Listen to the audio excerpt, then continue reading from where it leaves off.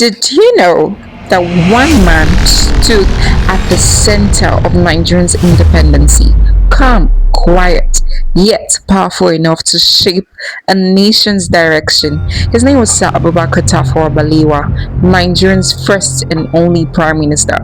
Born in December 1912 in Bauchi, northern Nigeria, he came from humble beginnings in a small village that would later share his name. He was not born into extreme political power like many of his contemporaries. Instead, he rose through education, madrasa training, provincial schools, and later Barowa College, one of the most influential institutions in northern Nigeria. From teacher to headmaster to education and officer, his early life was built on discipline and knowledge, not politics. But that changed after 1947. The story gets interesting. He entered the Central Legislative Council in 1947, marking his first official step into national politics. In 1951, with the rise of Northern People's Congress, he aligned himself with a movement that would define Nigeria's future. At first, he was not the loudest voice, but he became the most trusted bridge between regions. By 1957, he became chief minister and later the first prime minister designate of Nigeria. In 1960, when Nigeria gained independence, he became the first prime minister of a new nation, a nation divided by regions, languages, and political tension. Yet, Balewa positioned himself as a unifier.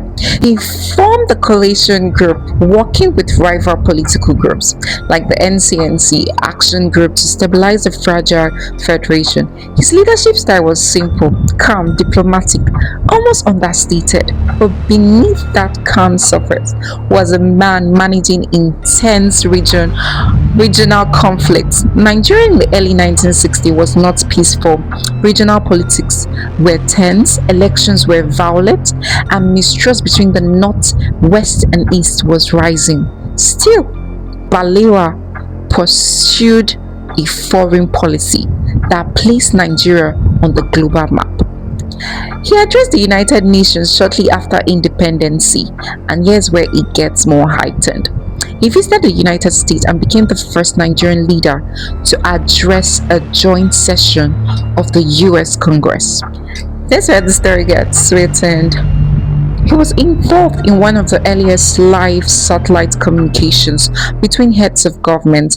On the global stage, he was respected as a moderate voice from African US nation, but internally, Nigeria was unstable. The 1964 election deepened political divisions. The Western region descended into crisis, violence, and accusation of corruption and manipulation. Balewa's government struggled to contain the rising tension. Then came January 15, 1966. A military coup swept through Nigeria. The prime minister was overthrown and later killed alongside several top leaders, including Ahmadu Bello. This is where it gets heightened. His body was later found near Lagos days after the coup. He was buried in Bauchi, returning to the land where his journey began. To some, he is the calm architect of Nigerian independence, a man who held a fragile nation together through diplomacy. To others, he represents the limitation of early post-colonial leadership in a divided system. But one truth remained unchanged. He was the man who carried Nigeria from colonial rule into independence without raising his voice above reason. A quiet leader in a loud, divided time. And in the story of Nigeria, his silence still speaks loudly. I tell the stories all the time. Do like, comment, and share your thoughts.